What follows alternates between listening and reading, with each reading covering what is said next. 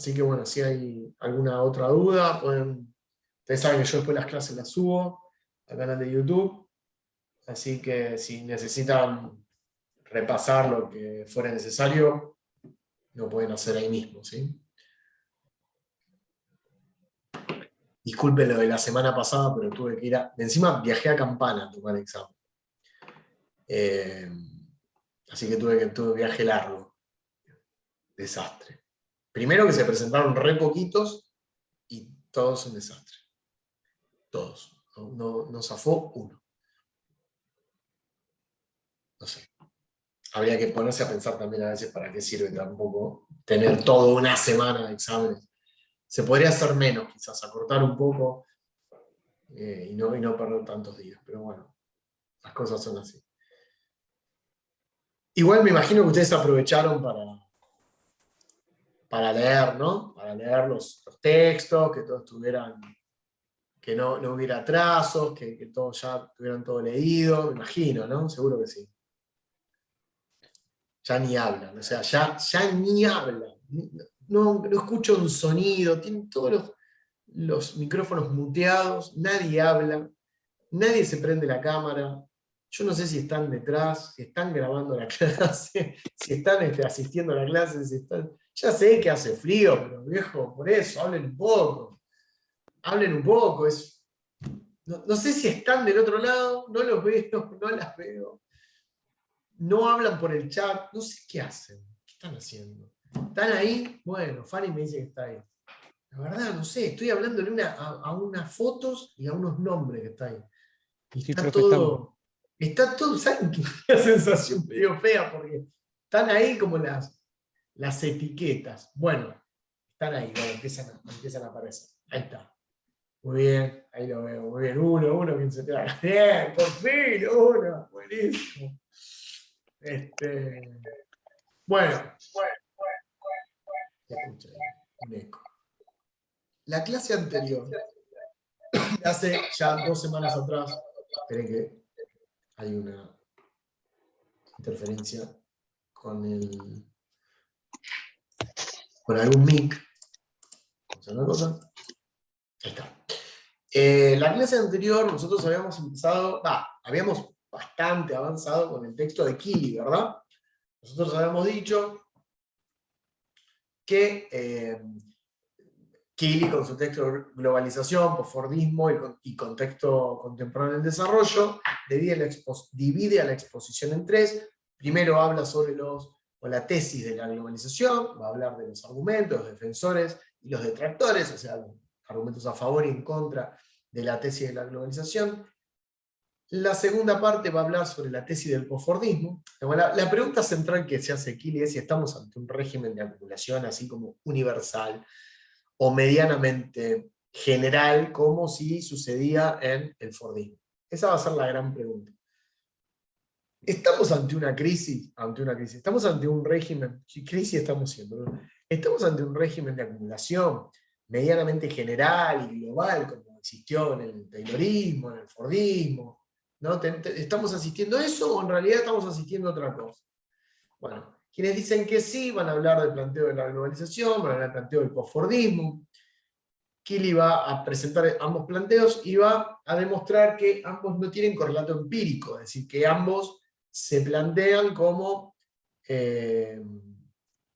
aspiraciones teóricas o como más buenos deseos que lo que realmente sucede. Va a hablar de la globalización, va a hablar de que el mercado global, obviamente tal como se lo concibe, no existe, que la idea de que las empresas transnacionales van en busca de salarios bajos alrededor del globo es toda mentira, que en realidad no sucede así, sino que el capital transnacional se mueve por aglomeraciones, ¿no? Por un conjunto de lugares, de regiones que son muy puntuales a lo largo del globo y que hay una enorme proporción, una enorme porción del planeta que podríamos llamarlo cuarto mundo, que ni siquiera sería el tercer mundo, pues son zonas donde están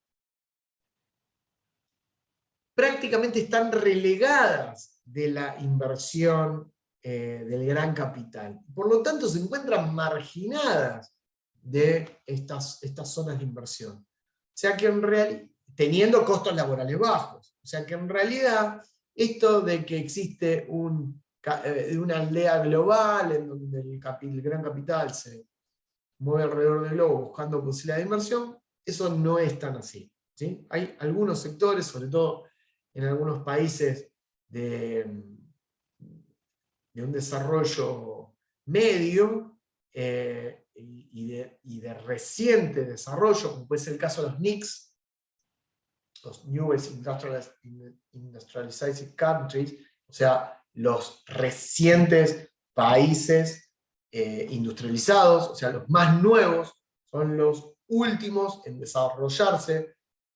Caso de los NICs puede ser Corea, Hong Kong, Singapur, Taiwán, digamos, países que hasta hace unas décadas atrás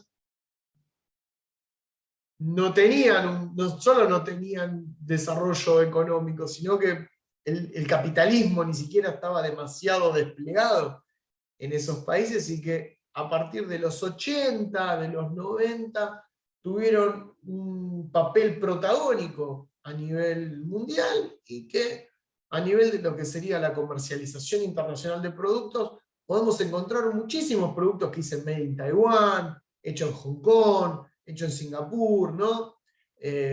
Nosotros podemos decir, bueno, pero ¿por qué las empresas eligen ir a esos lugares? ¿Solamente porque el costo de la mano de obra es bajo?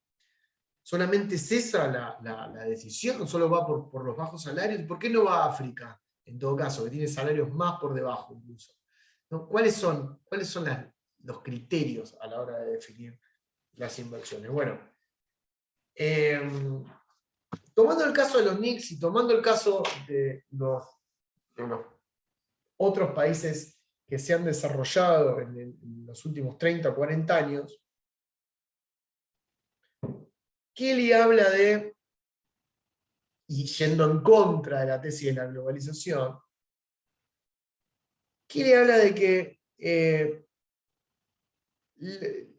esta dinámica internacional, para poder formar parte de esa dinámica, o poder tratar de que esa dinámica llegue a un determinado país, no podría ser sino de la mano del Estado-Nación, o sea, de los Estados nacionales. La idea de que la idea defendida por los defensores de la globalización, de que los Estados nacionales tienen que dejar al capital actuar libremente, que tienen que tratar de no intervenir en la economía, tratar de relegar sus funciones a lo que sería la simple protección de la propiedad privada, etcétera, etcétera, no es así, es falso. Al contrario, el papel del Estado es fundamental a la hora de alcanzar un grado de desarrollo por parte de cada uno de los países. Y ahí que va a hablar de dos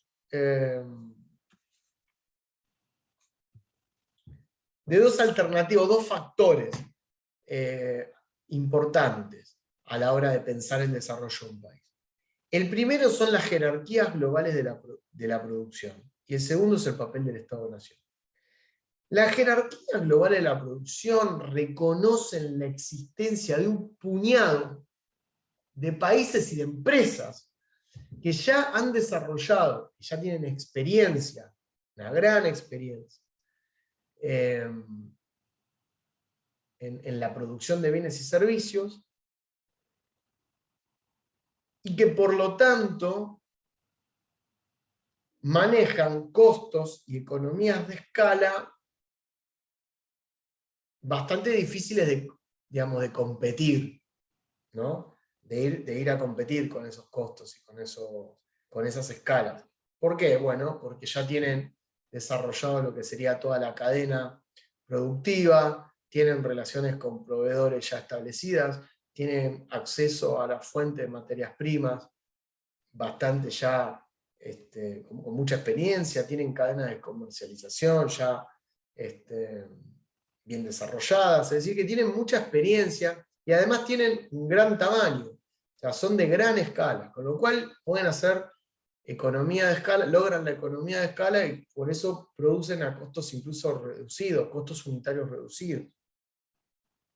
Entonces hay jerarquías globales que son muy difíciles de vencer o son muy difíciles de modificar, ¿sí? Ciertas jerarquías. Países o empresas que se dedican a determinados sectores económicos, es muy difícil modificar eso porque es como hacerle, cómo generas una competencia a la Boeing, cómo generas una competencia a la Ford, cómo generas una competencia a Coca-Cola. Digo, son empresas que ya están muy establecidas, ¿sí? Que ya tienen décadas y décadas de experiencia, entonces eso plantea un mundo muy desparejo en cuanto a las posibilidades de crecimiento. Eso no significa que no haya posibilidades, sino que hay que partir de la base de que hay jerarquías globales de la producción.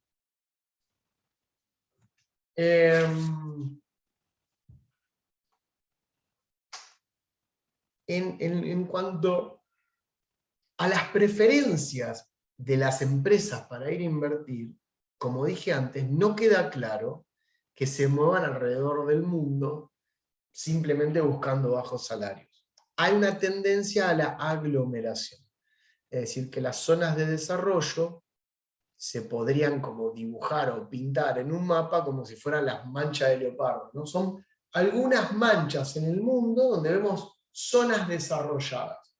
Incluso algunas zonas dentro de un mismo país. La clase anterior yo hablaba de China, no hablaba de zonas de China, la zona costera de China, donde estaba muy desarrollada, y otras zonas en donde realmente todavía tienen un atraso bastante parecido a niveles de producción incluso feudales, ¿no?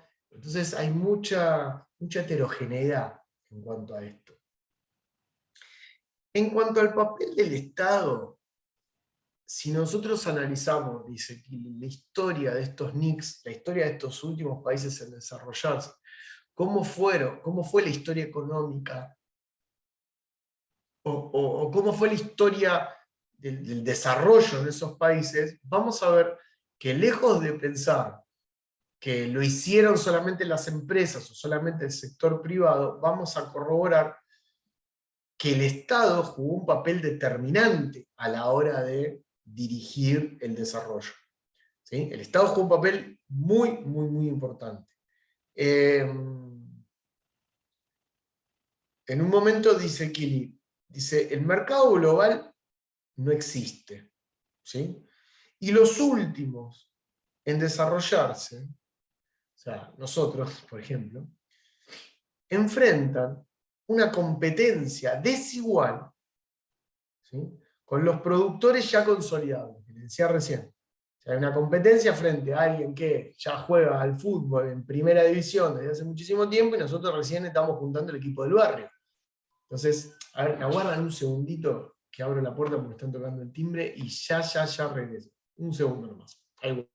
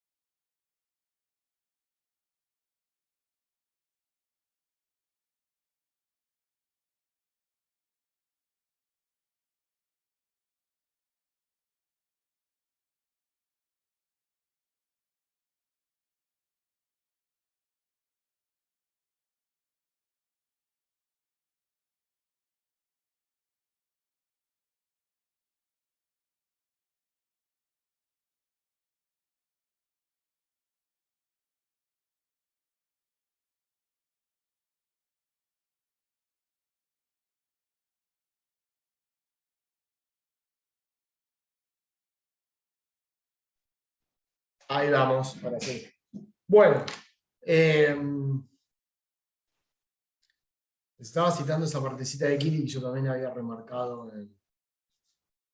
en la guía de lectura.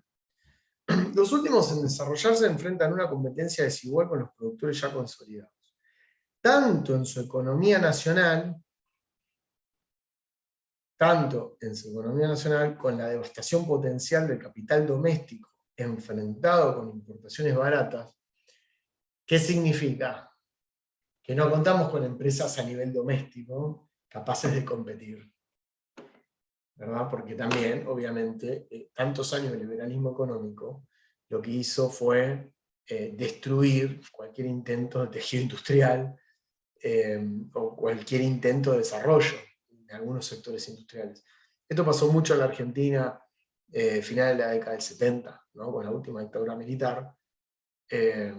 Se destruyó todo lo bastante, no lo poco, lo bastante que había de desarrollo industrial, y bueno, eso hizo que la competencia extranjera y productos provenientes de países como bueno, países del Asia, vinieran a precios muy, muy bajos y directamente por debajo de cualquier intento de costo, ¿sí?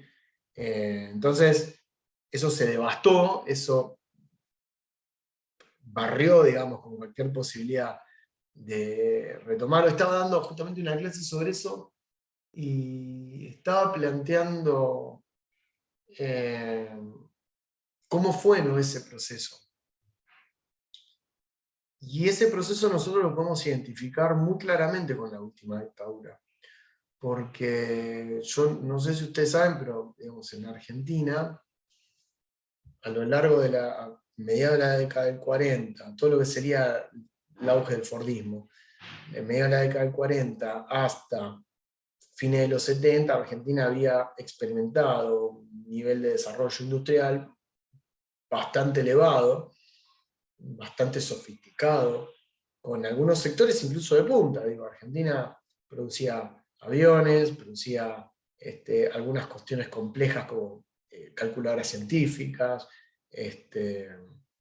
digamos, no éramos solamente productores de materias primas, ¿no? O algunas cosas industriales. Argentina tenía un complejo industrial bastante diversificado, digamos, una fuerte producción automotriz,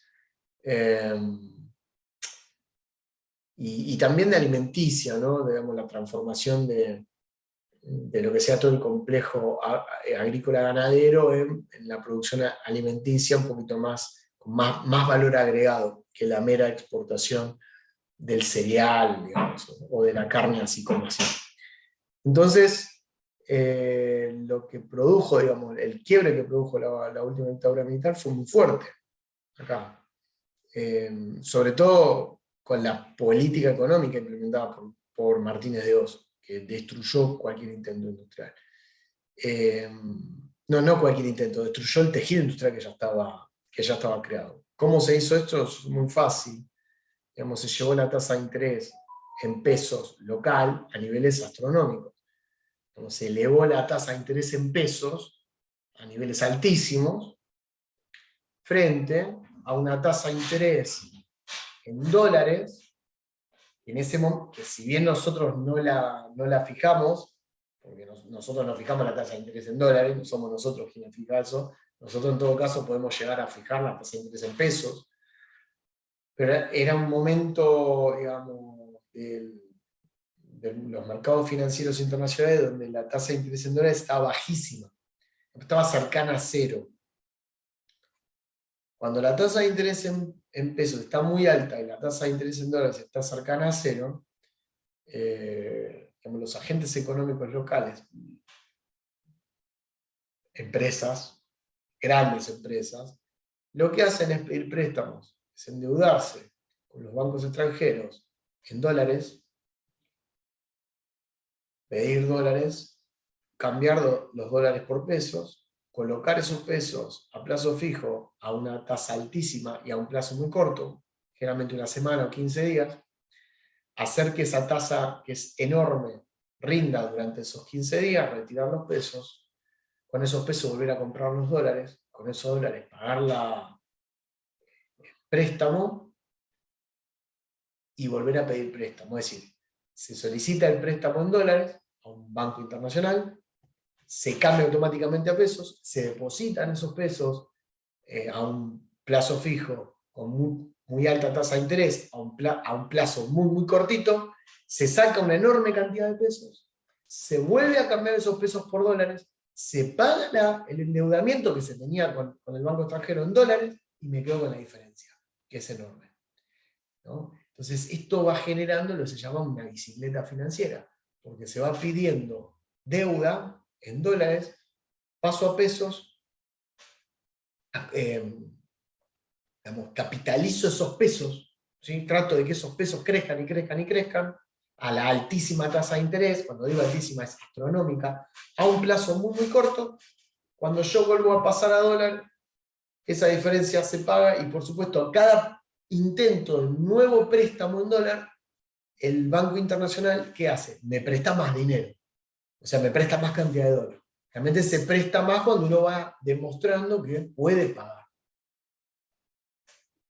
¿Qué sucede con esto? Que el único riesgo que existe es el riesgo de la devaluación. O sea, el único riesgo real que existe cuando uno hace una maniobra como esta, es que en el momento en que nosotros estamos depositando el plazo fijo en pesos, ocurra una devaluación inesperadamente, que el precio del dólar en términos de pesos suba mucho, y que nosotros, cuando se retire ese plazo fijo, querramos cambiar esos pesos por dólares, y como el dólar está muy caro, no nos alcance luego para comprar los dólares necesarios. ¿Qué hizo Martínez de Oz? Eliminó ese riesgo. ¿Cómo elimina ese riesgo? Mediante una fórmula que se conoció como tablita cambiaria.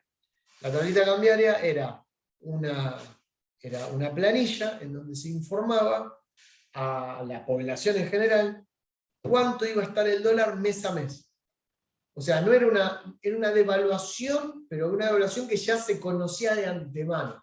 O sea, se sabía que el dólar iba a aumentar, pero se sabía exactamente cuánto era la proporción que iba a aumentar y a cuánto iba a estar el 1 de enero, 1 de febrero, 1 de marzo, de abril, etcétera, etcétera, etcétera. Cosa que uno hiciera las cuentas tranquilo y supiera a cuánto va a estar la tasa de interés en peso, cuánto está la tasa de interés del préstamo en dólar que estoy tomando y cuánto está la tasa de devaluación. Sabe que poniendo a X plazo los pesos, sacándolo, a cuánto voy a pagar el dólar y cuánto voy a quedar.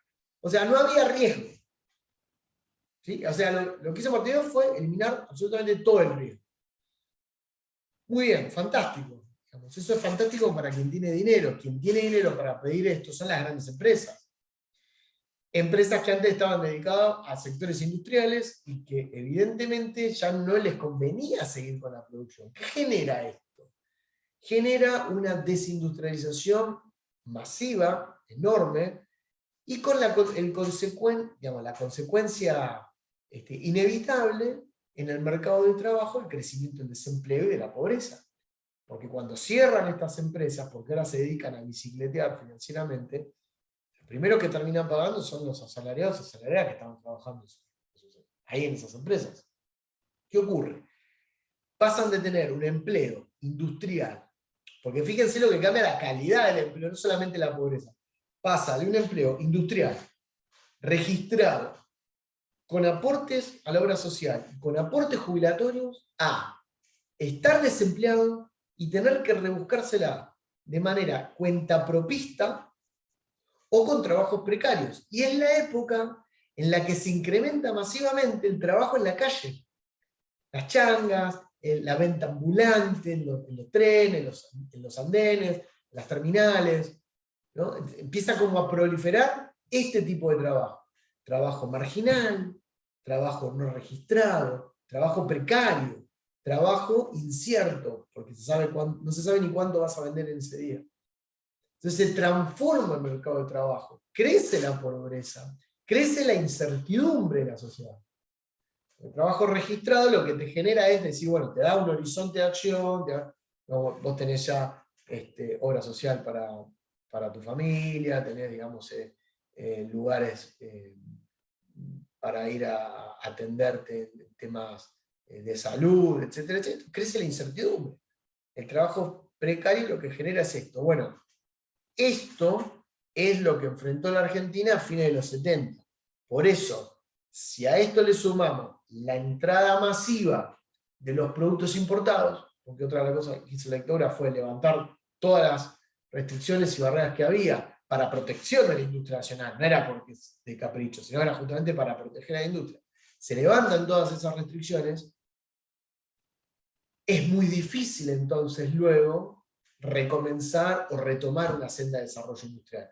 Es muy difícil porque vos no tenés de dónde arrancar, porque como dice Kili,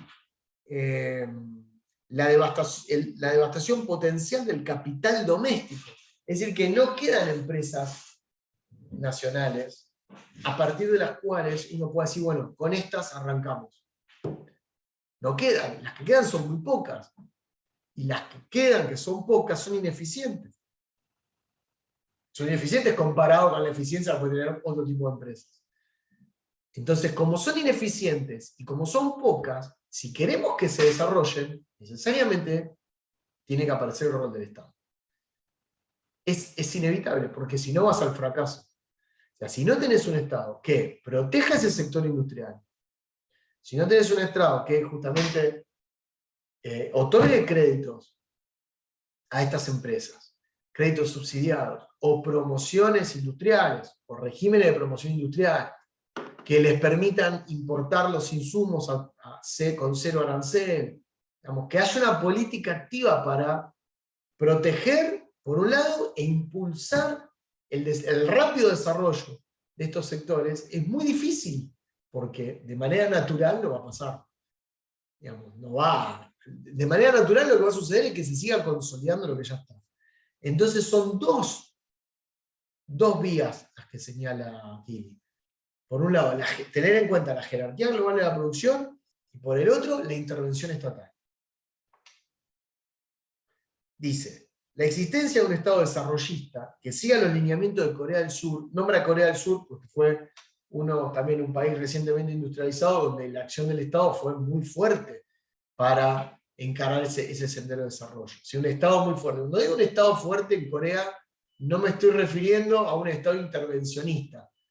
Cuando digo fuerte, en la tradición coreana, me refiero a un Estado que nosotros no sé si nos aguantaríamos. O sea, nuestra idiosincrasia no sé si aguantaría ese nivel de intervención. Fue un Estado realmente muy cercano al autoritario.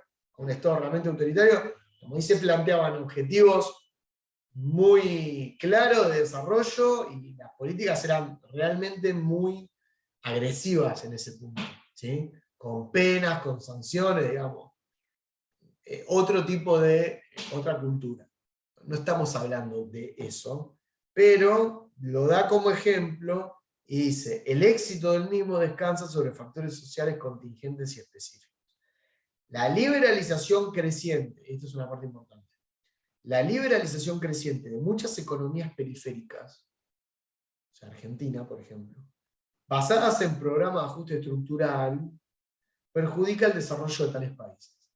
La liberalización creciente de las economías periféricas basada en programas de ajuste estructural. ¿Qué significa basada en programas de ajuste estructural? ¿Qué le viene a la cabeza a ustedes cuando uno dice esta frase? A ver. Basada en ajuste estructural. ¿Qué sería el ajuste estructural? A ver si alguien puede decirlo por el chat o por audio. Vieron que muchas veces se nombra la palabra ajuste estructural. ¿Qué podría llegar a Ajuste, ser? ¿Cómo?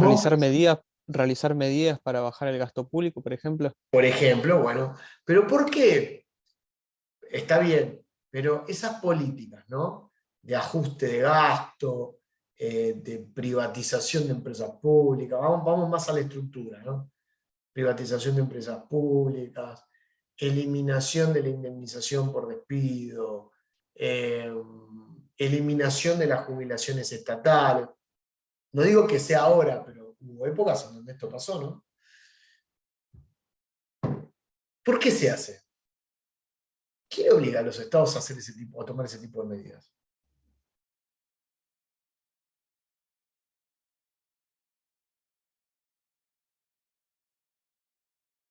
¿Por qué lo harían?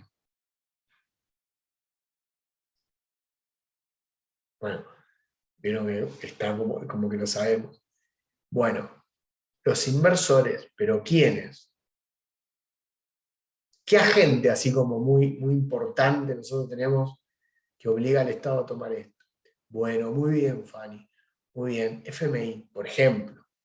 Fondo Monetario Internacional es una institución financiera transnacional, que, entre otras cosas, otorga créditos stand-by. Créditos stand-by significa que uno cuando toma un crédito, cuando uno solicita un préstamo, cuando un país solicita un préstamo al Fondo Monetario, el Fondo Monetario no desembolsa el préstamo en su totalidad, ¿sí? Desembolsa siempre una parte, una cuota parte, ¿sí?, de ese préstamo, y el préstamo lo deja stand-by, que significa que es un préstamo que queda ahí bajo ciertas condiciones, bajo el cumplimiento de ciertas condiciones. Esas condiciones son las que negocia el fondo con los países para habilitar los sucesivos desembolsos, porque si no, no te siguen desembolsando. Entonces, esas famosas condiciones se enmarcan dentro de lo que podríamos denominar, entre otras cosas, política de estabilización y ajuste estructural. Achicamiento del gasto público, privatización de empresas públicas. Cuando digo achicamiento del gasto, estamos hablando de gasto de educación y salud, por sobre todo. Reducción de todo lo que sería el sistema previsional estatal. Introducción de reformas profundas en el mercado de trabajo. Por ejemplo, creación de figuras como la del contrato temporal, etcétera, etcétera, bajo la premisa de que con estas reformas se agiliza el mercado, ¿no? Siempre está. Entonces, de alguna manera se entrometen en buena parte de la autonomía estatal, si no en gran parte de la autonomía estatal. Esos créditos stand-by nacen como paliativo a situaciones financieras nacionales que son complicadas. La Argentina tiene una historia particular si bien el Fondo Monetario fue creado en el año 44, casi culminando la Segunda Guerra Mundial. En los famosos acuerdos de Bretton Woods, se crea el Fondo Monetario, el Banco Mundial, etc. La Argentina no ingresa al Fondo Monetario apenas se crea el Fondo Monetario, si bien fue invitada, digamos, a formar parte de los primeros países que compusieron su directorio. El primer y segundo gobierno peronista fue muchas veces tentado de ingresar al Fondo Monetario, pero Perón siempre se negó a que Argentina entrara al Fondo Monetario, digamos, previendo que la entrada de este organismo era una especie de tentación del diablo, digamos, tentación extranjera, digamos, que en algún momento íbamos a sucumbir a esa tentación y íbamos a terminar perdiendo la autonomía, etc. Entonces siempre estuvo como al margen de esto. Argentina entra al Fondo Monetario en el año 57, 1957, justo con el gobierno de la Revolución Libertadora, que fue la que derrocó a Perón. Ahí comienza como una relación, si se quiere, esperable con el Fondo Monetario, con algunos acuerdos puntuales, con algunos programas o solicitudes de préstamos que se fueron pagando, que se empezaron a deber, pero que se fueron pagando y que de pronto se reacomodaba, digamos.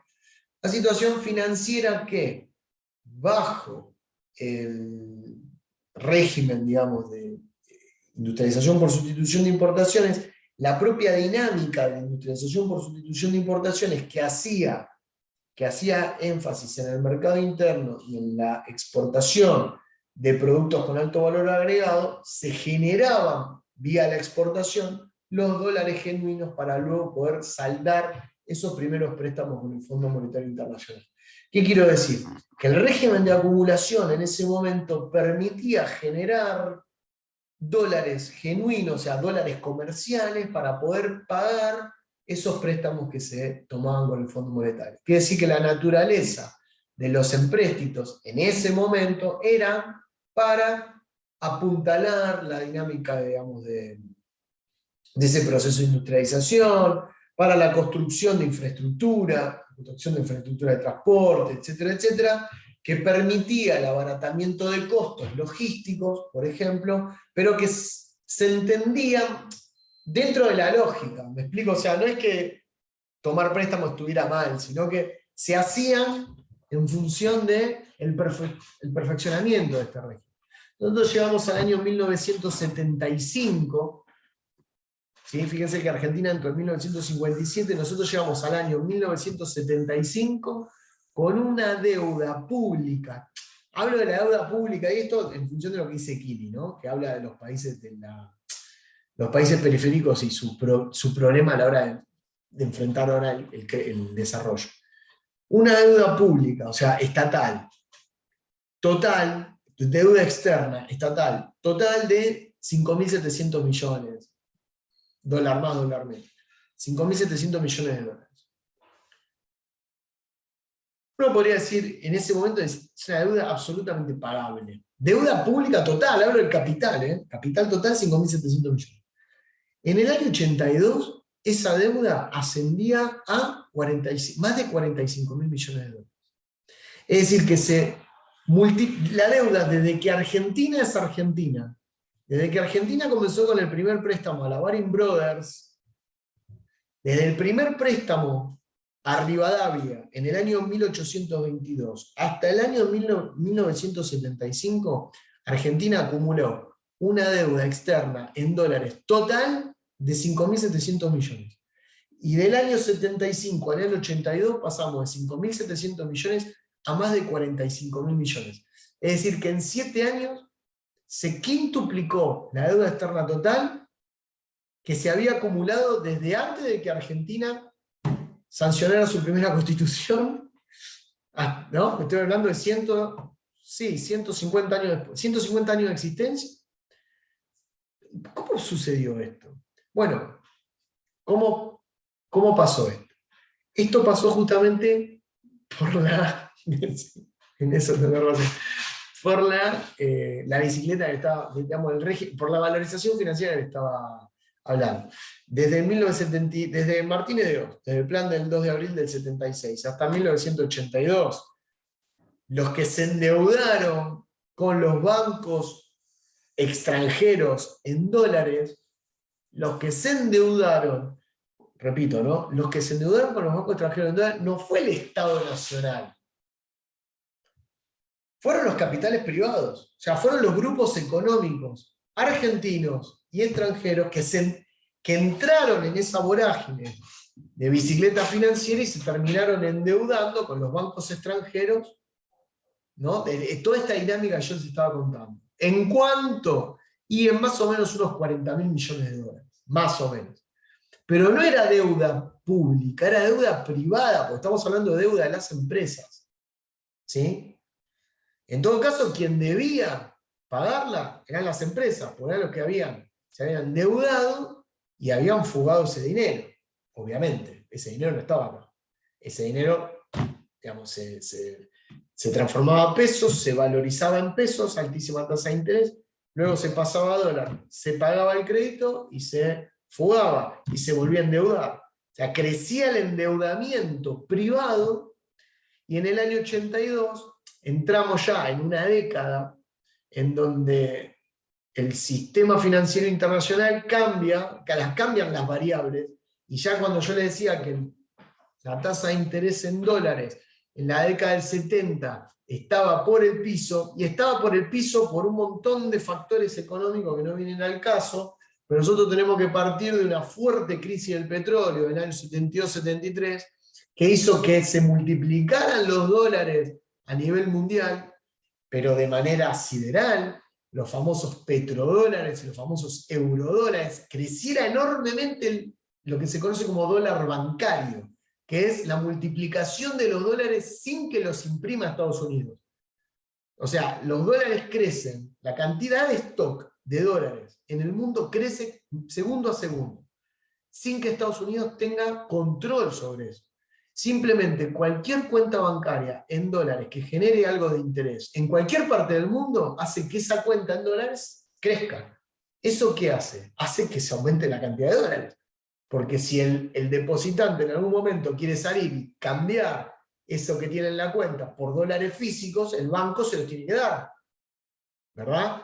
Bueno, multipliquen eso por las millones de cuentas en dólares en todos los países del mundo que constantemente, segundo a segundo, están multiplicando por esa tasa de interés la cantidad de dólares.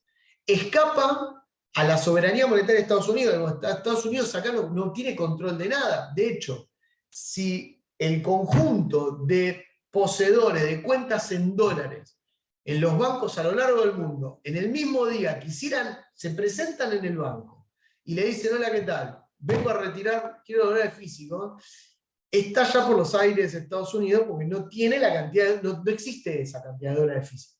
De hecho, Estados Unidos tiene apenas respaldado cerca del 3% nada más de la cantidad, o sea, existe solamente 3% de dólares, billetes en el mundo, 3% para respaldar las cuentas financieras, las cuentas bancarias. El otro 97% es in God we trust, digamos, solamente una cuestión de fe. Y por eso el dólar dice en Dios creemos. Es una cuestión de fe. ¿De cuestión de fe en qué? En el poderío de Estados Unidos, en la primera potencia, etc.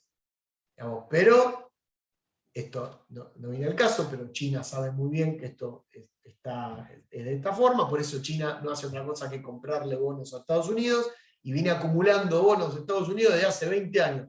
Compra bonos, compra bonos, compra bonos, compra bonos, sabe perfectamente que el día que China agarra, se sienta en la mesa y le diga: bueno, ahora devolveme todo lo que te compré, Estados Unidos no tiene cómo pagar. Esa es una política que hacen los chinos, porque los chinos piensan de acá a 100 años, no piensan para mañana. Están comprando bonos de Estados Unidos de hace 30 años, que compran bonos, es como un préstamo, ¿no? Compran bonos en dólares, y acumulan bonos, acumulan. Llega un momento en que va a pasar como el patrón dólar-oro. Digamos, va a llegar un momento en el que el oro ya no va a tener el respaldo suficiente para los dólares, y va a ser un momento en que, bueno, listo, se acabó el patrón dólar-oro, pasamos al patrón dólar. Entonces los chinos están pensando a 100 años, el día, no sé quién va a ser presidente de China a 100 años, pues el día se va a sentar y decir: bueno, ahora, venga señor, devuélvame esto, y no va a tener. Y ahí se va a implosionar la economía. Saliendo de acá, les decía que estaban endeudadas las empresas privadas, y en el año 82, la tasa, que estaba bajísima por estos petrodólares, ¿no? Cuando hay mucha cantidad, la tasa de interés es el precio del dinero. Y se maneja con ley de oferta y demanda como en cualquier mercado. Si el precio del dinero es la tasa de interés, cuando hay mucho dinero, la tasa de interés es baja. Es decir, cuando hay mucha mercancía, el precio es bajo. Cuando hay mucha oferta. Cuando hay mucha demanda, el precio sube. Entonces, la tasa de interés en pesos, cuando hay muchos pesos, la tasa de interés baja. Y cuando hay pocos pesos, la tasa de interés sube. Cuando hay muchos dólares, la tasa de interés baja, y cuando hay pocos dólares, la tasa de interés sube. Como había dólares que se estaban multiplicando por el tema del petrodólar, la tasa de interés estaba por el piso. Pero como luego hubo toda una serie de préstamos a empresas privadas, y esos dólares fueron absorbidos en forma de deuda por estas empresas, Estados Unidos cambia la estrategia y hace aumentar la tasa de interés de manera sideral. ¿Quién se termina perjudicando? Los deudores en dólares. Cuando sube la tasa de interés en dólar, quien se termina perjudicando es el que debe en dólares, porque ahora, si no lo pago rápido, la tasa de interés va a hacer que mi deuda comience a multiplicarse. Entonces, en un país como Argentina, que se había desindustrializado, que había aumentado fuertemente la pobreza, que había aumentado fuertemente el desempleo, que estaba en un proceso inflacionario enorme, que la marginalidad y todo lo que decía el trabajo precario comienza por las nubes. con una tasa de interés en dólares que empieza a subir enormemente, llega al Banco Central un funcionario, no presidente del Banco Central, pero sí un funcionario bastante fuerte, un joven Domingo Felipe Cavallo, en ese momento con pelo, el año 82, y dice lo siguiente, este crack de la finanza. Dijo Cavallo, que la única forma de que, se lo dijo en el momento de dictadura, estamos hablando del año 82, la única forma de que la Argentina reactivara su proceso productivo y se comience de vuelta a la rueda a girar y a tomar empleo y a producir, la única manera era alivianarle a los deudores privados la deuda que tenían en dólares. Porque la deuda que tenían en dólares, según Cavallo, era un impedimento a tomar trabajadores, a reactivar, digamos, el proceso de producción, y era, si querés, un desincentivo a la hora de invertir. ¿Quién va a invertir con tremenda deuda? Nadie. Entonces, lo mejor que se podía hacer era como barajar y dar de nuevo, y tratar de disminuirle, no, quitarle de esas espaldas a este capital privado, esa deuda, para que reactivara la economía. Y tuvo la famosa idea, la gran idea, de comprar esa deuda, digamos, no de comprarla a él, digamos, de estatizarla, ¿no? Que el Estado compre esa deuda a los grandes grupos económicos. Y hablo de Grupo Sogma, digamos, estaba el padre Macri, unos cuantos que estaban recontra endeudados en dólares, que de pronto, ¡pum!, se quedaron sin deuda porque el Estado se las compró. Una política estatal que justamente uno dice, pero ¿cómo pasamos nosotros de 5.700 millones a 45.000? Esos 40.000 millones de dólares era deuda privada que nunca vimos un mango y que fue toda girada al exterior, digamos, fue toda fugada, y que de pronto pasó a deberla al Estado argentino, es decir, nosotros. Y lo peor de todo, en una época en donde las tasas de interés en dólares se fueron a las nubes. Con lo cual, del año 82, de deber 45.000 millones de dólares, se pasó al año 89, es decir, el año del primer consenso de Washington. Nosotros vamos a ver la clase que viene con el texto de Ana Castellani. Del año 82, 7 años después, fíjense que parece cada 7 años. 7 años después, al 89, de 45.000 millones a 90.000 millones de dólares. Solamente de intereses. Porque Argentina en el medio declaró el default, junto con Perú, Brasil, etc. O sea, Argentina dejó de pagar la deuda porque era impagable. Pero 50.000 millones no se podía pagar. Pasó, obviamente, los intereses siguieron generándose. Y se debió del año 75, 5.700 millones, al año 89, 90.000 millones. Se establece el primer consenso de Washington, se crea lo que se conoció como Plan Brady, que es un plan de bonificación de las deudas públicas. O sea, las deudas públicas pasaron a ser bonos del Estado. Esos bonos se comercializaron a lo largo del mundo vía instituciones financieras. Fue una gran feria, ¿sí? Comercializaron a jubilados italianos, japoneses, etcétera, que veían a los bonos argentinos como formas de invertir. Decía, ¿usted qué quiere comprar? Mire, hay bonos argentinos. Sí, bueno, ¿cuánto pagan? Tanto interés. Ah, bastante lindo pagan. Bueno, deme 4, deme 5. Y entonces los bonos se fueron diversificando en un mercado secundario, se llama así. Un mercado secundario. Los bancos ofertaban los bonos a jubilados, los jubilados que invertían su jubilación en eso. Y ahí se pierde el frente acreedor, porque ahí ya no sabes a quién le debes. ¿A quién le debes? A miles y miles de inversores pequeños, medianos, institucionales, grandes, de todo tipo, a lo largo del mundo. O sea, ¿con quién te sentás a negociar? ¿No tenés con quién? ¿No tenés con quién? Antes se debía a uno. Bueno, nos sentamos y negociamos. Acá se puede negociar. Entonces, cada vez que hay una negociación de deuda, tenés que ir a recorrer el mundo, a ver cuántos te firman la propuesta de deuda, y se tiene que llegar a un 75%, no sé si habrán visto en la noticia, se hace el famoso roadshow ahí haciendo todo, hasta que se firma, y después viene alguien y te dice, bueno, ahora sacamos 50.000 millones de dólares más del FMI. Una locura absoluta, un descalabro. Y hoy debemos cerca de 400.000 millones de dólares. En donde lo que pagamos solamente son intereses. no pagamos capital. No se puede pagar capital. Es más, no se puede pagar intereses. Cada vez que se paga una cuota de interés, estamos pagando 10.000, 12.000 millones de dólares. Una cuota de interés, una cuota. O sea, cada 6 meses estamos pagando 10, 15.000 millones de dólares. Y en el año 75 debíamos la mitad y era toda la deuda completa. Todo el capital.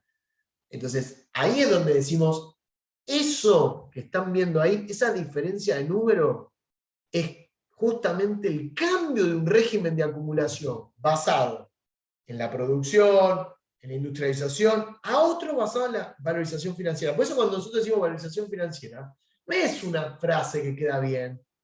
¿Sí? No es solamente, ay, sí, bueno, beneficia a los bancos. Lo ven en el monto de la deuda externa. Lo ven ahí ven el número, ven lo que significa, ven lo impagable de ese monstruo. Pero además no es solamente que se pide préstamo al Fondo Monetario por un número sideral que ni siquiera es necesario, sino que, lo que es peor, el fondo presta. Es como que ustedes fueran, digamos, estamos hablando de Argentina, o sea, el Fondo Monetario, hoy Argentina, representa más del 50% de todas las acreencias del Fondo Monetario. El Fondo Monetario tiene cientos de préstamos otorgados a un montón de países. A un montón de países. Solamente Argentina representa más de la mitad de toda su cartera de crédito. Es algo, digamos, realmente es algo inédito en la historia. Es algo realmente inédito. Ahora, no solo eso, sino que alguien va y le pide 50.000 millones al fondo y el fondo lo vuelve a prestar. Es como que ustedes fueran gerente de un banco, y un día viene alguien, un tipo, viene y se presenta a pedirle un préstamo de 5 millones de pesos, y ustedes ven los antecedentes y el tipo le debe a cada santo una vela, y no le puede pagar, y le debe a todos los bancos del mundo, y entra en quiebra y no tiene trabajo, y vive en la calle, y ustedes van y le firman un préstamo por 5 millones de pesos. Es más o menos parecido a eso. O sea, va a venir el dueño del banco y le va a meter una patada, no van a trabajar nunca más en el banco. No, es algo realmente irracional. Es algo realmente irracional. Estoy viendo, me hace mal esta clase. No te hagas problema que yo que la tengo que dar todos los años, imagínate. No, ¿qué es esto?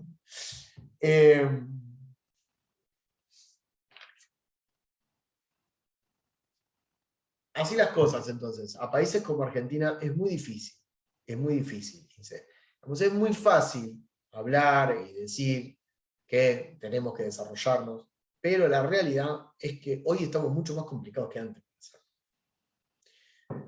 Que han pasado muchas décadas, no solo ha crecido relativamente mucho más el desarrollo en otras partes del mundo, sino que nosotros nos hemos degradado como sociedad, degradado en todo sentido, degradado, desde el punto de vista humano, económico, de donde lo quieran analizar. Entonces, bueno, dice Kili, que justamente el Estado tiene que ser, pero el Estado ahí tiene que tener una decisión política fuerte. De alguna manera tiene que haber un consenso político y ir hacia un mismo lado. Y después cada gobierno hará bueno, le cambiará un poco el color, pero digamos, la estrategia tiene que ser una sola. Porque si no tenemos 4 años que hacemos A, 4 años que hacemos B, otros 4 años que hacemos A, otros 4 años que hacemos B, y el mundo sigue andando y no se puede hacer. No se puede construir un edificio y viene otro y te tira abajo un edificio y te hace una casa americana. Después viene otro, te tira la casa americana y te vuelve a hacer el edificio. Y así estar constantemente. Porque no hacemos ni la casa ni el edificio, no hacemos nada. Y en el medio crece la deuda. Entonces lo que hay que hacer es desarrollarse teniendo en cuenta lo que Kili nombra al final, que son las cadenas globales de commodities.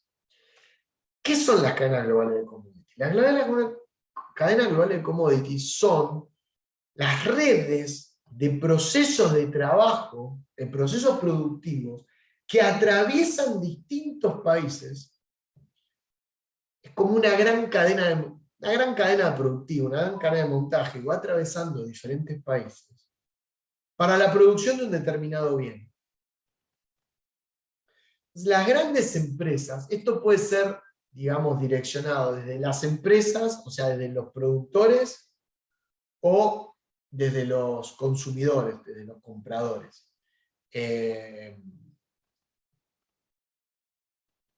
Podemos dar el ejemplo que di la clase anterior del litio. Digo el litio porque es algo que cuenta Argentina. Nosotros tenemos una de las más grandes reservas de litio en el norte del país, junto con Bolivia y con Chile. La más grande reserva a nivel mundial de litio. El litio es un mineral que es la materia prima para los acumuladores de energía, digamos, para todo tipo de baterías. Los acumuladores de energía, ya sea batería de teléfono, batería de computadora, batería de auto, batería para lo que sea, batería de una máquina, acumulador de energía para, no sé, para implantar energía solar, se basan en la tecnología del litio. O sea, el litio es la materia prima fundamental para hacer esto. Y nosotros contamos, la Argentina cuenta con muchos recursos de litio. Bueno, ahí tenés una materia prima.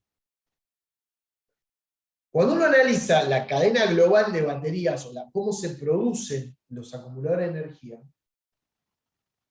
diferente tipo, a lo largo del mundo, va a ver que hay muchos países involucrados. Porque armar una batería no es algo fácil, es algo complejo. Piensen en una batería para la industria automotriz. No se hace en un taller mecánico, digamos, necesita muchos componentes. Yo no soy experto en eso, pero me imagino cables, diferentes tipos de componentes electrónicos, eléctricos, que generan a su vez la necesidad de proveerse de este tipo de materias por parte de una industria que se va formando alrededor. Es como la industria automotriz. Como la industria automotriz, uno piensa en el auto, pero claro, en paralelo tenemos una red de proveedores muy fuerte. Una red de proveedores que van a ser las famosas autopartes. Y que es una industria enorme, enorme a nivel mundial, enorme, con una gran cantidad de empresas, muchas de esas pequeñas y medianas, que dan mucho trabajo. Piensen en cada uno de los componentes de un auto, ¿no? De los espejitos, de las cosas. Eso, para hacer cada una de esas cosas, hay empresas atrás, pequeñas y medianas, que van tomando muchos trabajadores. Se va creando una red de trabajo muy grande, que a su vez genera empleo y que va traccionando otros sectores de la economía. Bueno, en la cadena de acumuladores, en la cadena de baterías, pasa algo similar. Son muchos los componentes para hacer. Obviamente, el litio es el componente, es como la materia prima, pero hay muchos otros componentes que también sirven para eso. Ahora, hay que pensar a la Argentina como un país en donde solamente va a aportar a esa cadena global el litio para comenzar la cadena y ya, y listo, y que luego se haga en otros países, o vamos a aplicar tecnología, conocimiento, otras materias primas, otras capacidades productivas, no para fabricar la batería completa acá. Ojalá pudiera pasar eso, pero es muy complejo. Pero digo, poder insertarnos en la cadena productiva con algo más que no sea el litio, quizás el litio trabajado o el litio con algún proceso posterior para incorporarle valor agregado, ¿no? ¿Qué va a pasar, por ejemplo, con el complejo, digamos, de oleaginosas que tiene Argentina, ¿no? El girasol, trigo, etc. Se exporta a granel, se hace el aceite acá, se vende el aceite, eso ya generaría muchísimos más puestos de trabajo y a su vez genera un valor agregado que hace que cada kilo de aceite valga muchas veces más que un kilo de trigo o un kilo de girasol. Justamente por todo el trabajo que tiene agregado. Eso también mejora los ingresos vía exportaciones, ¿verdad? Entonces, eso es lo que hay que pensar, eso es lo que dice Kili, ¿no? Hay que pensar las cadenas globales, no para hacer todo en el país, porque no se hace más eso de hacer todo en el país, sino como estas cadenas son globales, son conducidas por empresas o por grandes compradores a lo largo del mundo, ver la manera en que nos vamos insertando. Y hay tantas cadenas como sectores, y hay tantas cadenas como productos. O sea, para cada producto tenemos una cadena distinta. con sus particularidades, con países integrantes, con empresas integrantes, con determinadas materias primas, con determinadas capacidades productivas. Bueno, hay que estudiar cada una de las cadenas en donde Argentina potencialmente podría ingresar de acuerdo a los recursos con los que posee. Entonces, en función de los recursos que tenemos, ver cuáles serían las cadenas globales de commodities involucradas y pensarnos no como meros proveedores de la materia prima a granel, sino como proveedores de algo más que esto. De todo lo más que se pueda, de todo lo que permita multiplicar la cantidad de trabajo y de todo lo que permita, en definitiva, incrementar el desarrollo productivo, económico, humano. ¿Sí? Generando empleo de calidad, empleo estable, empleo de calidad, generando una industria del conocimiento detrás de cada cosa. Porque detrás de cada cadena hay un conocimiento que es requerido. Investigaciones científicas, conocimiento que se va generando, se va transmitiendo en las universidades. ¿No? Digamos, tenemos ingenierías en alimentos, bueno, ¿producimos alimentos o no producimos alimentos? Digamos, ¿para qué tenemos una ingeniería en alimentos? ¿Para qué? Estoy hablando de un ejemplo, ¿no? Tenemos un montón de carreras, tenemos capacidad, tenemos recursos naturales, humanos, etc. Bueno, ¿cómo los organizamos para esto? Esto sería básicamente las oportunidades que se abren según Kili. ¿Alguna pregunta acá?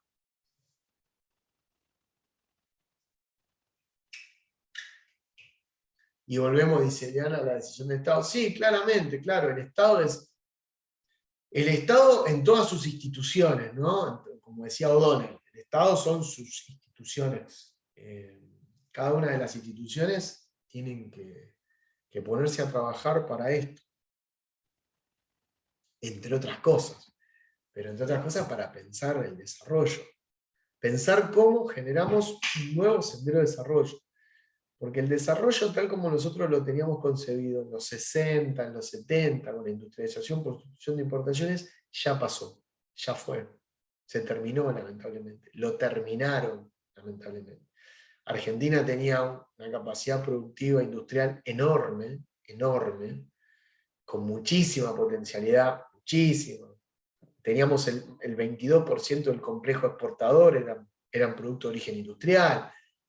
O sea, estábamos yendo hacia con problemas, obviamente con un montón de problemas, la inflación, con un montón de cosas que nos aquejó toda la vida. Con toda la vida. Pero aún así, con una industria en crecimiento, con otra sociedad. Entonces, bueno, eso ya se terminó. Eso se terminó. Entonces hay que pensar, no cómo se vuelve a eso, porque la historia no se repite 2 veces, sino cómo pensamos, o cómo nos pensamos en un nuevo sendero de desarrollo. Con lo que tengamos, con lo que tenemos, cómo nos pensamos reorientar hacia el desarrollo. Si lo hacemos a través de la deuda, o si lo hacemos a través de otro tipo de estrategia. No es fácil, porque no son cosas fáciles de estudiar y de llevar adelante. Lo que sí seguramente se requiere es mucha decisión política, desde ya. Digamos, si no hay decisión política en esto, no tiene sentido. No tiene sentido. ¿Preguntas? ¿Comentarios?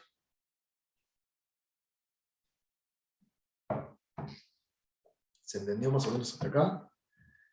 ¿Sí? Bueno, pasamos entonces. Está bueno el texto, sí, la verdad que sí, está bueno. Está bueno porque, si bien habla así a nivel mundial, no se enfoca en Argentina, yo siempre trato de enfocarlo en Argentina para que veamos la aplicación que tiene en función de las características de nuestro país, ¿no? Es un país muy diverso, pero es un país muy rico en estas, para pensar. No es un país que diga, bueno, no tenemos nada. Un país que tiene todo. Tiene muchas cosas, digamos, para poder aprovechar y pensar oportunidades. La verdad que eso es lo que quizás me da más tristeza eso, ¿no? Porque si no tuviéramos nada, digo, bueno, no tenemos nada, ya está. Pero teniendo un montón de posibilidades, y que realmente no se aprovechen, no se aprovechen lo suficiente. No digo que no haya gente trabajando para esto, ¿eh? Hay gente, yo conozco gente que está laburando mucho para investigar sobre cadenas de valor y ver cómo se desarrollan diferentes sectores en Argentina. Me consta porque conozco, hay amigos míos que están laburando en pensar esto, pero son cosas llevan mucho trabajo, mucho tiempo. Recién los estudios van a terminar el año que viene, los estudios de las cadenas van a terminar el año que viene para presentarlos recién el año que viene.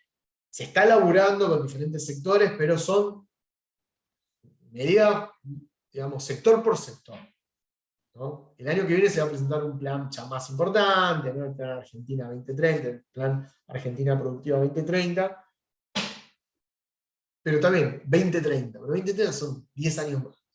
Y yo qué sé lo que va a pasar acá 10 años. Como uno arma el plan, pero de acá no sabe qué va a pasar de acá a 10 años. O sea, los planes están muy buenos, pero si no se mantienen en el tiempo, independientemente del gobierno, digamos, quien esté, si no se mantiene en el tiempo, lamentablemente no sirve. El texto de Hirsch, que es el texto que sigue, es un texto bastante bueno que les va a servir para un poco complementar. Pero lo bueno del texto que sigue, que es el texto de Joaquín Hirsch, se llama ¿Qué es la globalización? Y decía, lo bueno de esto es que habiendo leído el texto de Keely, ya tenemos una noción sobre el paradigma de la globalización. Ya tenemos una noción sobre qué estamos hablando cuando hablamos de la globalización. Entonces, no nos va a agarrar, digamos, sin desayunar, ¿no? Ya nos va a agarrar con bastante conocimiento, nos va a encontrar un poquito más armados a la hora de pensarlo. Pues es un texto bastante fácil en ese sentido, ¿no? Un texto que se va a entender muy bien. Joaquín Hirsch, digamos, lo que va a intentar es tratar de conceptualizar, de explicar este fenómeno que nosotros conocemos como, que se conoce como globalización, para tratar de contextualizarlo y darle un marco histórico y a su vez explicarlo con las herramientas teóricas conocidas. Tratar de explicar qué es y cómo surge lo que se conoce como globalización. Por lo tanto, va a discutir un poquito sobre las diferentes nociones y niveles de significado. Si no hay comentarios sobre Kiri, arranco con este. ¿Sí? Bueno, acá Hirsch lo que dice es, digamos, primero va a adelantar un poquito lo que van a ser las conclusiones del trabajo. Y es que la globalización, lo que se conoce como globalización, no es algo que se ha dado de manera natural o de manera inevitable, ¿no? La globalización no surge porque las leyes del capitalismo, digamos, llevaban a que luego del Fordismo se instalara o se instaurara un régimen conocido como globalización, ¿no? No hay nada de natural, no hay nada de inevitabilidad en esto, no era algo que se podía evitar, no. Perdón, no era algo que no se podía evitar, digamos, no era algo que cae naturalmente, ¿sí? Ni era algo de una lógica objetiva, que responde a una lógica de hierro. Al contrario, fue algo construido, fue algo impuesto. Y esa imposición, esa construcción, fue una imposición política por parte de los grandes capitales multinacionales, por parte de las grandes empresas multinacionales que lo hicieron como estrategia política del gran capital ante la crisis del régimen de acumulación fordista.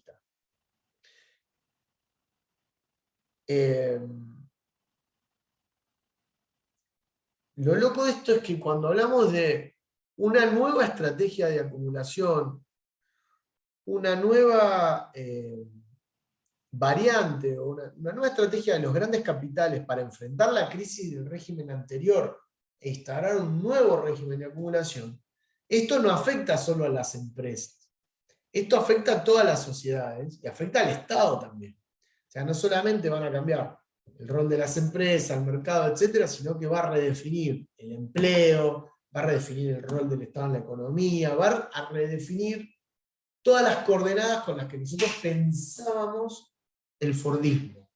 Hay un texto, que es el de Nefa, de Julio César Nefa, ustedes o lo vieron o lo van a ver con el profesor Andrés. Yo no sé si ya lo vieron o no todavía. Todavía no, claro. Bueno, cuando vean ese texto, que es justamente sobre Taylorismo y Fordismo y su crisis, van a entender mucho más a Hirsch. Van a entender mucho más a Hirsch. Ahí es un texto mucho más completo, las diferentes características del Taylorismo y Fordismo. Hirsch habla de una manera más general, pero lo da como una estrategia de una clase particular dentro de la lucha de clases ante el agotamiento de un régimen de acumulación como fue el Fordismo. ¿Sí? Para hablar de globalización, dice, bueno, la globalización puede inspirar sentimientos encontrados. Si tenemos algunos que piensan a la globalización en términos de promesas, en términos de esperanza, en términos de esperanza por un mundo mejor, de mayor democracia, mayores oportunidades, mayor igualdad de oportunidades, mayores libertades, etcétera, etcétera. Y hay quienes asocian el término globalización a todo lo contrario, al caos, a la desesperanza, a la marginalidad, a la pobreza, a las guerras, a la dependencia, etcétera, etcétera. Ahora, si nosotros preguntáramos, digamos así, desde el más superficial sentido común, desde el más superficial sentido común, a cualquier persona, ¿qué opina? ¿Qué es la globalización? Tendríamos tantas definiciones como personas. Y no hay una definición unívoca, no hay un sentido único acerca de lo que es la globalización.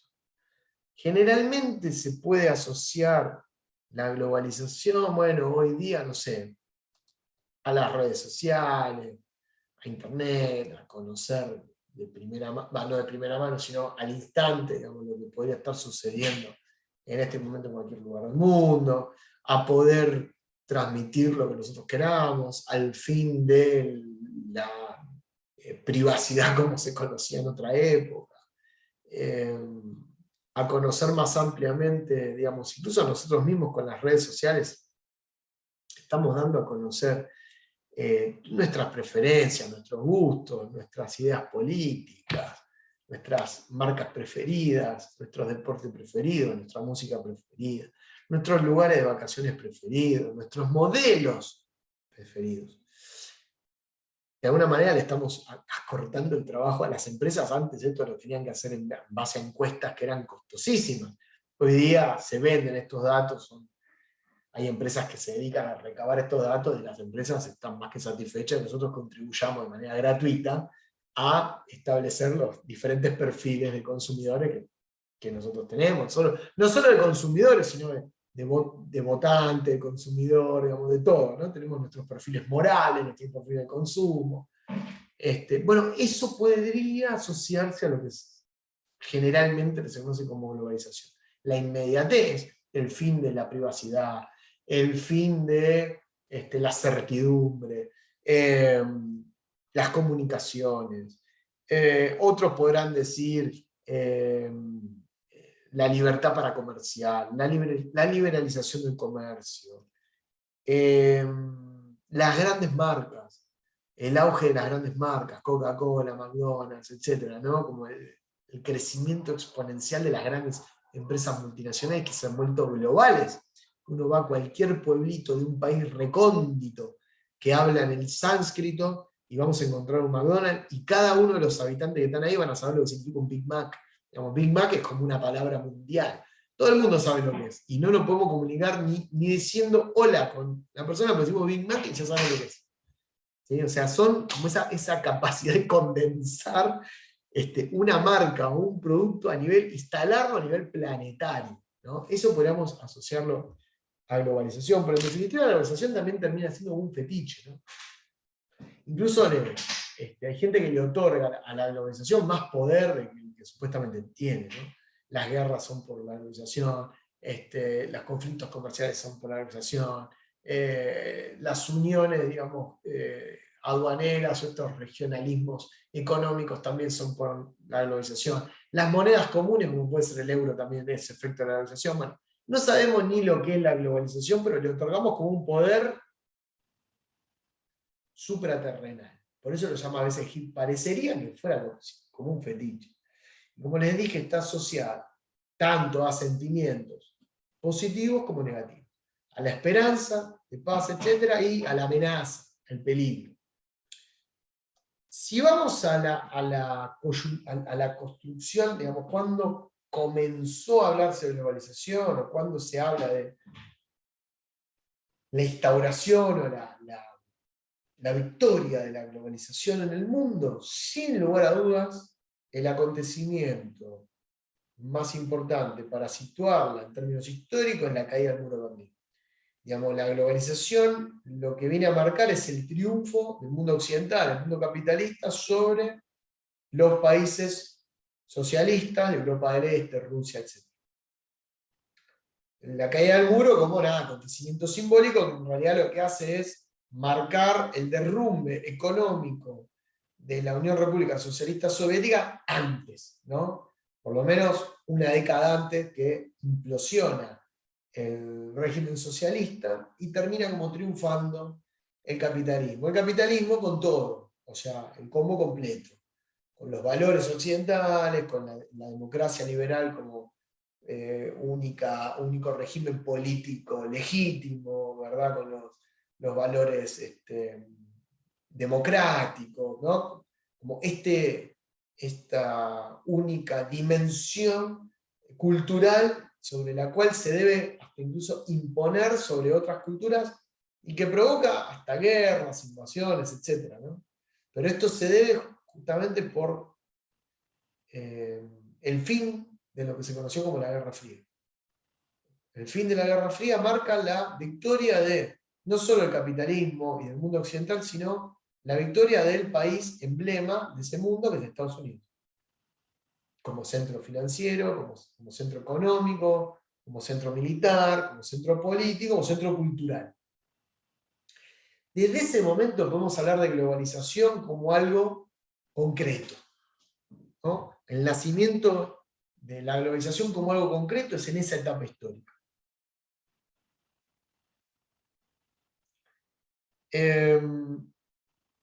Ahora bien, Hirt dice, bueno, está bien, esto se entiende, pero bien podríamos dividir el concepto de globalización en 4 niveles de significado. 4 niveles de significado. Que son los 4 válidos, ¿sí? Los 4 se van complementando. Un significado que es técnico, un nivel técnico de significado. Otro que es político. Otro que es ideológico o ideológico-cultural. Y otro que es económico. ¿No? Vamos a hablar de globalización en estos 4 sentidos. En el sentido técnico, lo que ya dijimos, las nuevas tecnologías, internet, redes sociales, el tema de la comunicación, las tecnologías de información y comunicación, la inmediatez, bla, bla, bla. Fíjense que ahora tenemos el censo que se va a hacer mañana, la primera vez que se hace de manera, con la posibilidad al menos de hacerlo de manera digital, a distancia, cargando un código QR, cosa que esto hasta hace 10 años atrás era impensado, y bueno, mucho menos en la historia de los censos en Argentina. Hubo un censo del 60 incluso que salió mal, hubo que tirar todo, no funcionó nada, el famoso censo del 60, que no sirvió para nada porque se hizo mal.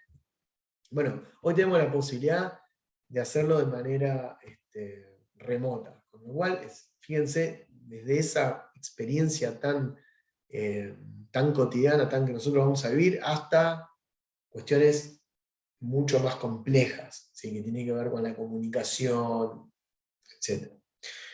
En lo político, lo que le dije recién, el triunfo de Occidente o de Estados Unidos sobre la Unión de Repúblicas Socialistas Soviéticas, imponiendo un determinado régimen político como el único legítimo, que es el régimen democrático liberal.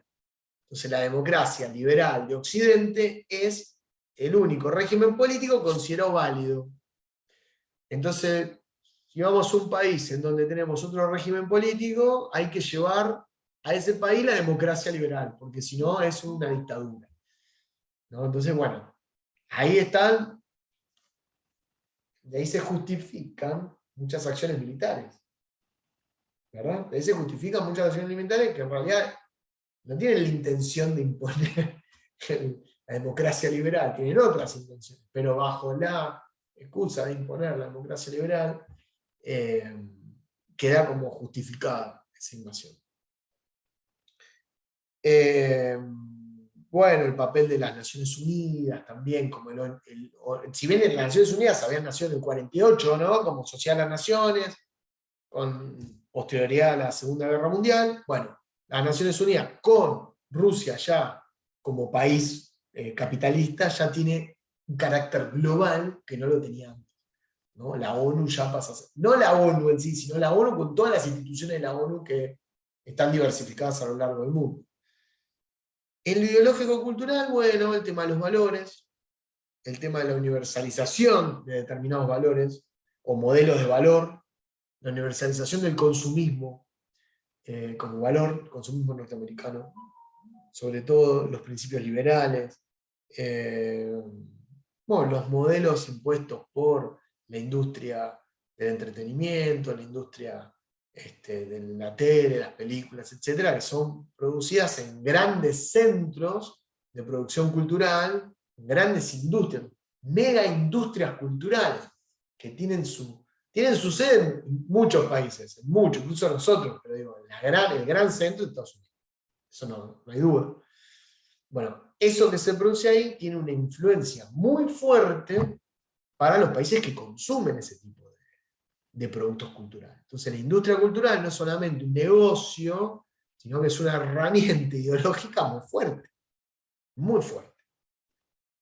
Pero quizás el sentido más importante que adquiere la globalización es el sentido económico. Y ahí es donde vemos ya hacia dónde apunta Hibbs. Y dice que es en el sentido económico donde vemos a la globalización actuar en términos de liberalización del comercio. O sea, la globalización es o significa la libre circulación de mercancías y servicios en todo el mundo.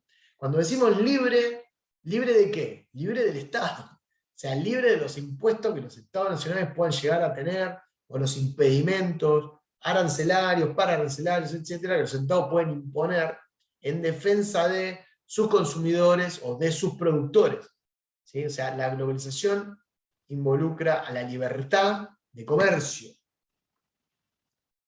a los servicios, al dinero y a los capitales. Entonces, globalización significa que la movilidad de las inversiones no tengan fronteras, que las inversiones se puedan trasladar a los lugares sin ningún tipo de impedimento. Incluso lo vemos con cosas tan novedosas como las criptomonedas y como cosas, digamos, que directamente escapan, digamos, son canalizaciones, formas de canalizar inversiones, o sea, formas de valorizar monedas locales o monedas fiduciarias en términos de otra cosa, de algo virtual, que además se escapa al poder de policía o al poder regulatorio de los órganos que históricamente han servido para controlar ese tipo de inversiones. Por ejemplo, los bancos centrales, las bolsas, etc. O sea, escapan a ese control. O sea, son cosas que podemos tranquilamente asociar a la globalización.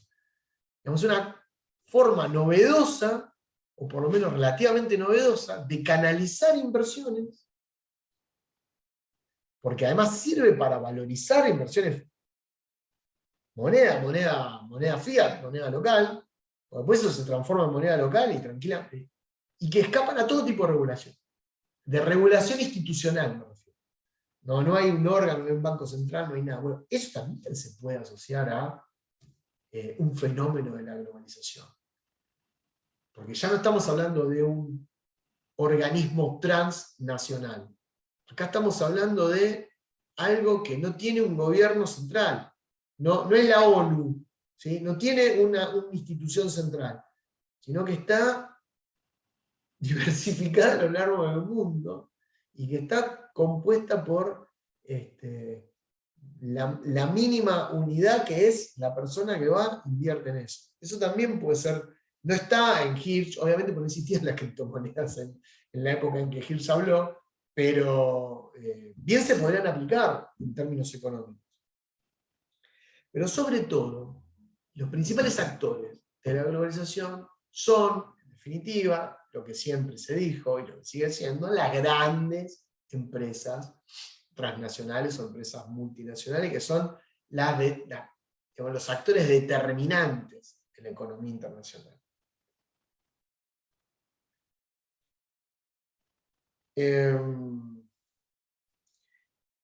Dice Gil, se pregunta, ¿es la globalización algo más que un concepto de moda? ¿Se trata de una categoría histórica analítica? Bueno, la globalización, dice él, es un proceso en esencia económico, ¿sí? ¿Cómo surge esto? ¿No? ¿Por qué surge este nuevo régimen económico? Bueno, surge como salida a la crisis del Fordismo que nace a fines de los 60 y hasta mediados de los 70. ¿Sí? El régimen de acumulación fordista, con lo que ustedes ya van a ver en el texto de Nefas, yo no me quiero adelantar, pero van a ver al Fordismo como un régimen de acumulación en donde se caracteriza, la característica es la centralidad del mercado interno. El mercado interno es central, o sea, se produce para el mercado interno, no es que no haya importaciones, pero se produce para el mercado interno. El consumidor interno es el principal protagonista, porque es el consumidor y el productor a la vez. Como es el consumidor y productor, estructuralmente los salarios tienen que ser altos, porque los salarios en el Fordismo no solo representan un gasto, no es un costo, mejor dicho, para la empresa fordista. Es un costo, pero a su vez es fuente de demanda. Porque el producto de la empresa fordista va a ir al mercado en donde compra el propio trabajador fordista. Por lo tanto, un salario alto me asegura niveles de consumo altos y una rápida y fuerte rotación de productos en el mercado. Esos salarios altos están impulsados por un Estado muy presente en la economía.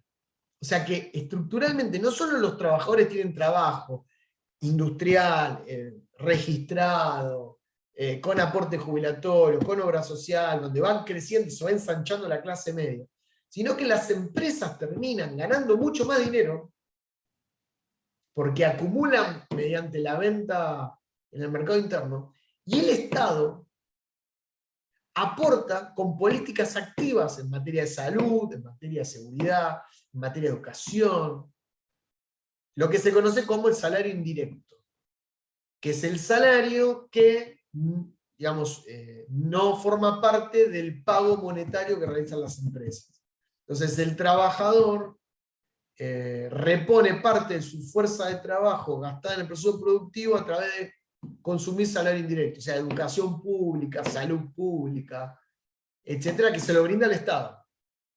Entonces, en lugar de desembolsar de su salario plata para la educación pública, para la educación privada o para la salud privada, al ser el Estado el que provee estos servicios, es decir, estos derechos, el trabajador cuenta con más dinero para poder acudir al mercado a comprar los bienes fordistas. Entonces, que exista un Estado grande, con un rol activo, que permita el desarrollo de políticas educativas públicas, políticas de salud pública, con hospitales, con escuelas, universidades, etc.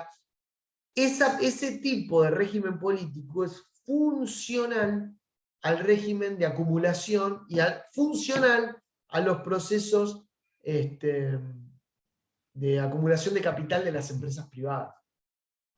Entonces, esas características del Estado presente, del trabajo asalariado en blanco, del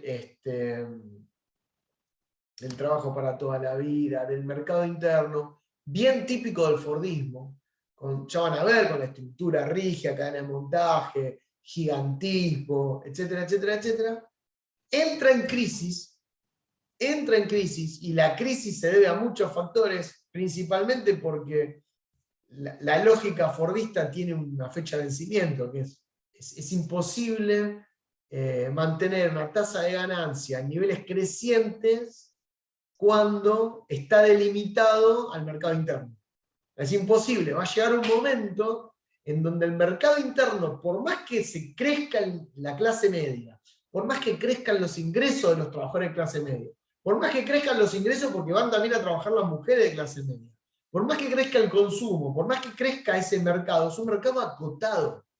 Entonces, al ser acotado, la tasa de ganancia comienza a bajar. Cuando baja la tasa de ganancia, las grandes empresas no tienen otra forma que internacionalizarse y pasar a venderle al mundo, no ya al mercado interno. Entonces, hay una cuestión de tasa de ganancia, hay una cuestión también de crisis provocadas desde el punto de vista administrativo. El fordismo crece en lo que son los costos ocultos, el trabajo no productivo, trabajo improductivo, mucho salario pagado a personas que controlan y no que producen. Hay una serie de factores que provocaron la crisis del fordismo.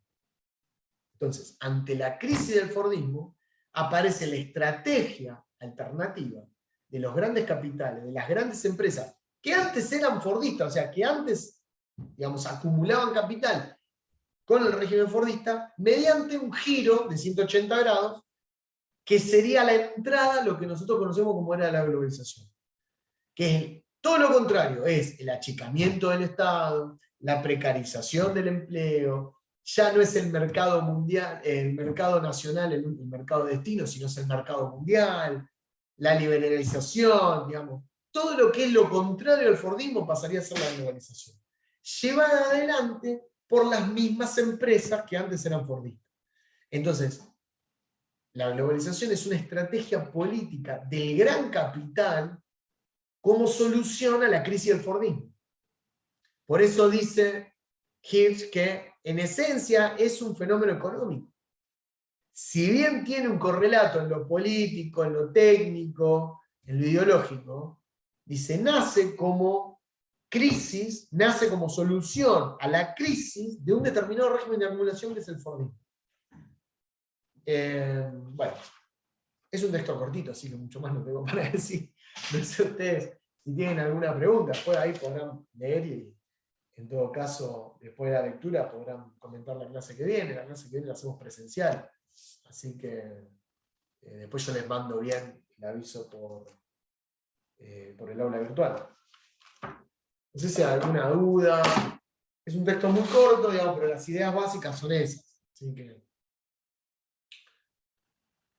¿Dudas, comentarios, preguntas, sugerencias o nada? ¿Cómo estamos? A ver. ¿No? ¿Todo bien? Gracias. Maya, perfecto. Bárbaro. Buen texto. Gracias, Romina, ¿verdad? Buen texto. Cortito, sencillo. La verdad que está... Y es claro. Es un texto claro porque en realidad es una transcripción. Es un texto muy... es una transcripción de una conferencia. Con lo cual es cortito y es muy preciso. No vuela. ¿No? Va muy al grano. Perfecto, gracias. Bárbaro, Liliana, Romina, perfecto. Bueno, está bien. Bueno, estudien y la clase que viene vamos con Ana Castellani, ¿sí? Con el texto de Ana Castellani. Nos vemos entonces la clase que viene, después yo les aviso para que nos juntemos en el aula física. ¿Ok? Bueno, ¿Sí? profe, Bueno, tengan una buena semana. igualmente. Chao, cuídense, cuídense del frío del virus. Chao. Chau, chau, nos vemos. Chau, chau.